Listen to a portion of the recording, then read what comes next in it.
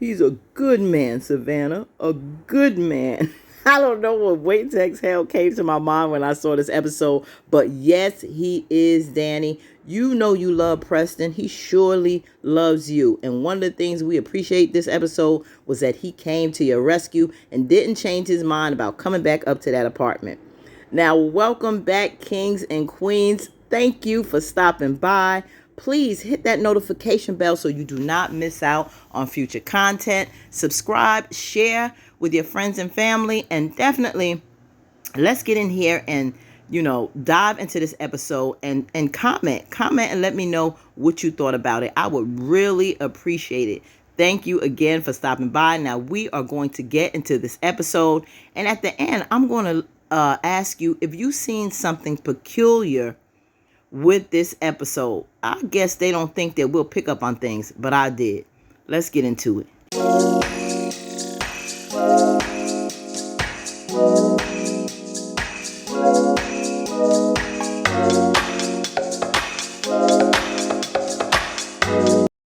Now, of course, Andi and Dani are together. She's given Dani a ride home, and it's just really, Andi trying to keep it upbeat, but Dani is going through a lot. When she first came to the bar, we know that she was dealing with the situation with Preston, dealing with her emotions. Now to be confronted with the actual woman who now is wearing the ring that Preston gave to her, I'm sure it's conflicting.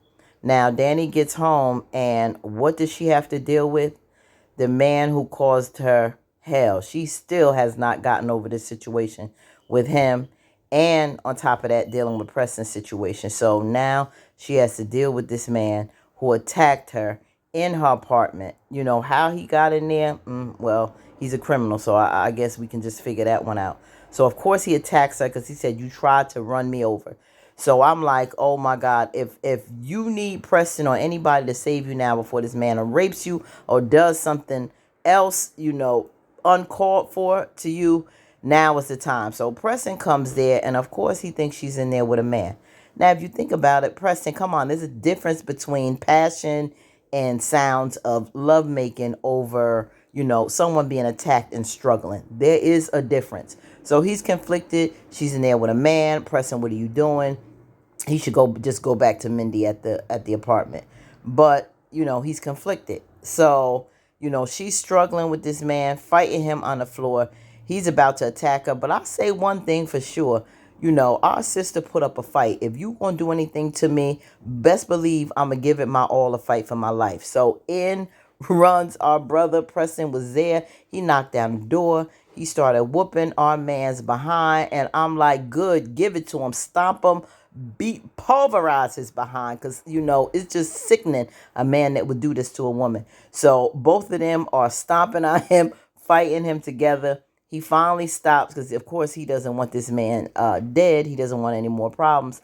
But this scene right here is really, the headline of the night. This, compassion, trying to hold her, trying to console her, trying to fight her back. This should really let Danny know that this man loves you. He cares about you. He came to your rescue, an hour of gratitude, but also, a little bit of peace that this could have really gotten ugly. So I'm so happy that Preston decided to come back. Put in the comments, did you think he was going to come back or not? Now, Andi is coming back, and of course, Gary is laying up there all ready to do something, but she's not in a nice mood that he thought she'd be in. Put in the comments if you thought that Andi really was going to sleep with him. Did you really think that she was going to cut it off that night and be strong enough to do so? I really didn't. So kudos to Andi. I'm proud that she turned him down, and she really got into the situation with Robin. She knows the games that he's playing, and she doesn't like it. And if that didn't probably make his heart on go down, it was when he realized that this woman really isn't in the mood. I don't think I'm getting none tonight. And she said she's not in the mood, and she told him to go into the other room. And she said, so you taking up for him, you on his side and all this stuff when it comes to Robin, who he is so obsessed with. Yeah, it's a control mechanism. And he thinks he can talk all this sweet stuff like he's done for years. And she'll fall back in love with him and forget all the wrong she's done. And that's worked. That's worked in the past. So why wouldn't it work again? But she did. She told him to go in the other room. But I would have kicked him out. Why she kept him around, I have no idea. She should have threw him out. Now, Danny's back at the apartment. And the cops coming and, he wanted to make sure that she was okay. She let them know that, yeah, I had a restraining order against this man. So, hoping that she'd handle it. And he said, okay, I'm happy you all right. So Preston is talking to her, of course, and trying to just, console her. I don't know if she's going to get into the details of who this guy was, what he's done to her. This is not somebody she just met tonight. This is who, really traumatized her the last time that they had met. So I hope she explains that to him. But she was really upset, as any woman, a decent woman would, on how you treating another woman. You got this woman waiting at the hotel. She really didn't feel good about the situation with Mindy. But of course, he don't care about that. He was like, she knows how I feel about you, and I want to stay here. So, I mean, even though he wants to talk about it, it's a very traumatizing experience, Preston. You have to learn to be a little more understanding to women, especially Dani. She's not going to talk to you and give you what you want right then and there. You have to let her digest this and process what happened, Preston. So, just chill. So, he said, okay, I'll calm down. He's always frustrated. And she said, well, just stay. I just need some rest. I think deep down inside, she is happy. She's at peace that he's there with her because, like I said, this is traumatic for a woman. A bad situation I wouldn't wish on my worst enemy. So he's there to stay the night. So kudos to Preston for that. Now, back at Sabrina's house, Calvin is explaining what happened with Q and the fact that there was a struggle with the gun and Q was shot. And, Sabrina can't even wrap her head around this. She's like, what? He was like, yeah, I tried to tell him, he could be making the situation worse. But Maurice don't care about that. He's pissed off at this point. So in walks Maurice. And he's like, battling in between both of them and letting him know, I don't care if he's dead. I don't care nothing about Q. He should be dead. This man ruined our lives. So I'm not here to be nice with him.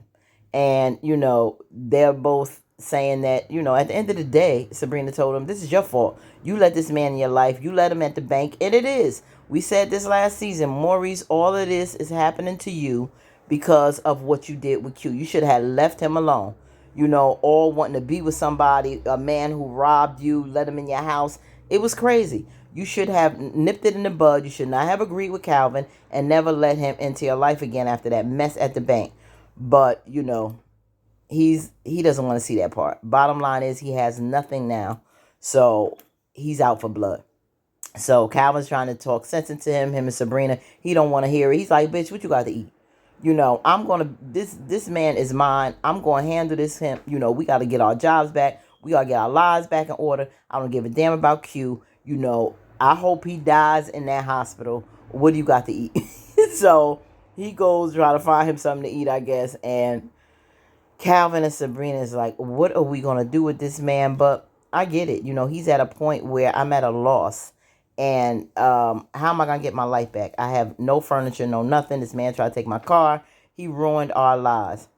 Now, Zach is back at the house next morning with Fatima's getting ready for work. And, of course, our brother always making her a nice breakfast that she never eats.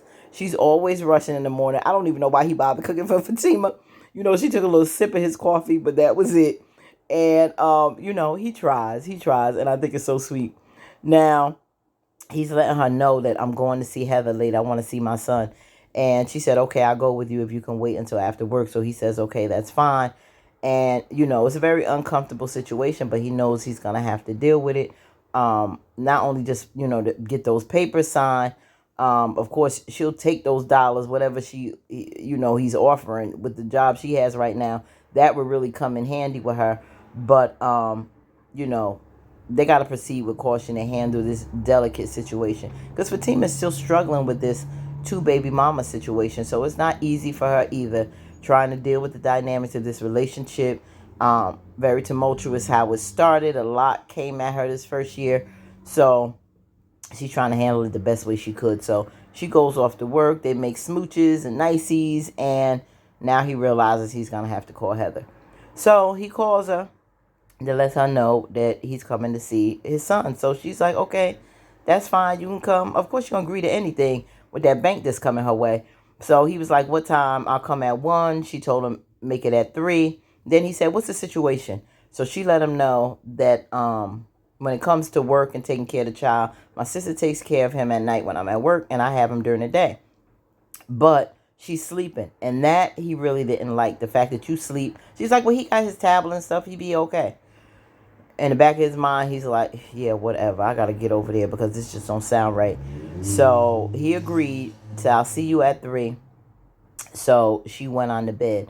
But, like a lot of moms today, really, child care, I've see this at work every day with DIFUS and all of that. There's a lot of neglect in the household. So that's what he's worried about. So the next morning, Danny is getting up. I'm sure, she slept a little bit better with Preston there. But Preston gave her a rude awakening and when she woke up and let her know that this man is out of jail. So they must have had a talk where he told her the guy's name and, his background, because he went to go look online and found out that he's out of jail on the police database or whatever. And I guess he got some kind of connection. And he said, I'm coming back over here later. And at first she was like, no, I'm not going to have this man run me out of my home. But then when she found out that he was out, then she pretty much agreed. Because let's have common sense. This psychopath got into your house before. He could come back because he's out for blood and upset with you nearly trying to kill him with your car. So definitely, it wasn't something that she was that crazy about, but she agreed knowing the situation. And it was cute when he said, you got to be to work in 2 hours. She said, you know my schedule better than me. And he was like, yeah, I do. So I think she thought that was pretty much endearing. So she was like, okay. He laughed at her as she went to take a shower to get ready for work. Now, here we have Gary calling up Hayden, stressing about Robin. Like, he doesn't have word from Robin yet. He knows Robin is very smart, very crafty, and he want to know if Heather has any information. He said, don't worry about it. No, I haven't, heard from him, but he's sure. He's so leveraged. I'm sure we got this. Then he brought up Tamara, like, let me vet this girl. Gary don't trust it, and for good reason. But she's so sucked in, he really feels that, something's not right. But he said, I got this. Don't worry about her. She's mine. She good to go. She's crazy about me. So he hurried and got off the phone because, of course, Andi got up. And he's trying to talk about her being upset and, still trying to polish things over like he always do. But she's standing her ground, being very firm.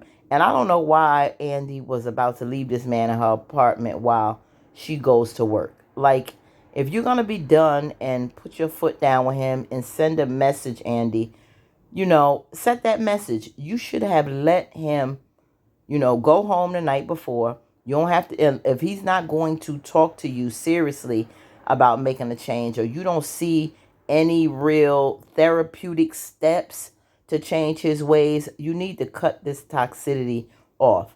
Now, he said, okay, I'll leave. I just want to walk you out together. She looked at him like, I don't want you to walk with me. But then she agreed and they moved on. Yeah, I don't know. Andi, stop it. So now the next morning, he found out since Sabrina can cook. Maurice like, bitch, you can cook. So he getting his little grub on. Well, no, it still may be the next day, not the next morning. But they come back in the kitchen and, Calvin leaves and they're exchanging words regarding the situation with Q. And they're talking about the job because, Sabrina's really stressing over this. She doesn't want him to get any more trouble. They still probably got to deal with the legalities of this case. But he was like, I'm going to get Q. Bottom line. And we don't know Maurice's background. We know he can fight. We don't know the struggles that he went through on the streets growing up as a gay black man. So I'm sure he may know people. And definitely we remember a couple seasons ago with Jacoby, who liked Maurice, and that guy that came to the bank, he didn't like gay people. Maurice whooped his behind, so he can handle himself. Now, Tamara and Hayden are all smooches and everything, and she's all in love. She telling him, everything that he wants to hear, basically. And they meeting later. I think she's gonna take him some lunch, and so they get into that whole romantic situation. Now she gets on the phone with Fatima, letting her know that, is she getting any money? And she was like, what did my cousin tell you? Isn't you getting gifts? Well, that's your payment. And old girl is like, she knows he's so head over heels and deep into her that she can get a lot more. She can be his woman. He can change her life. So now she's looking at a bigger picture. Now, I don't know why she's not afraid of Madam like everybody else, but right now she's trying to take matters into her own hands. And she's like, girl, no, the plan is not going to go like you thought it was. I'm going to handle this. This man is going to be mine because I can get a lot more. Now, Pam is getting a call from Aaron because he wants to know if, she can talk to Karen for him. And she's like, no, I'm not, dealing with Karen for you. You cute and everything, but stop calling me. She doesn't, I don't work for her now, off hours. I'm not her secretary. He was like, yeah, you really are. And so he's like, okay, Pam, whatever. So as she's driving towards the shop, she sees the fire. And oh boy, she notices that the place is on fire. And Aaron's like, what happened? And she's just in shock. Now, hopefully next week we find out what happened with the situation with Karen. But if any of you noticed how the scene started with the night of the fire, what happened before Karen went in to the salon, then it transpired to the daytime with Fatima and them, and everything went on with the day. And then you have the situation with it's becoming night again with Pam. Was that not weird how the day transpired, an entire day not knowing what happened with Pam? Well, we shall see next week, hopefully. Until next time, peace.